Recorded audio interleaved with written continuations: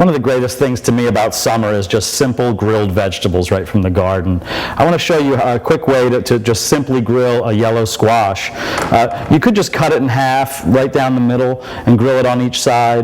But what I like to do is cut it on the bias or an angle here. And what that does is it increases the surface area that will contact the grill, and you get more of that charred flavor. Because to me, there's nothing better than just the vegetable, salt, pepper, and the taste of the grill.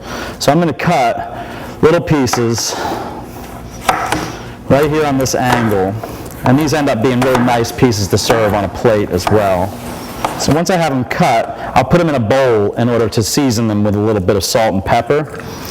So I'm just going to put a little bit of kosher salt and a few grinds of fresh cracked pepper. And there's one last thing I'll add, and that's a touch of canola oil. And I use canola oil because it's a high temperature oil, or in other words, it doesn't smoke up as easily as, say, olive oil does.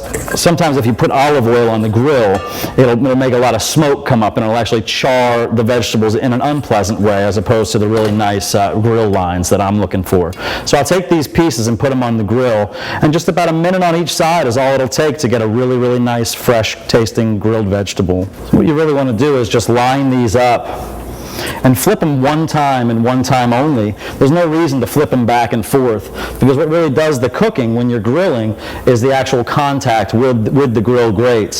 So we're going to let these sit here for a minute or so on each side before we even start to think about flipping them. You could do this with zucchini.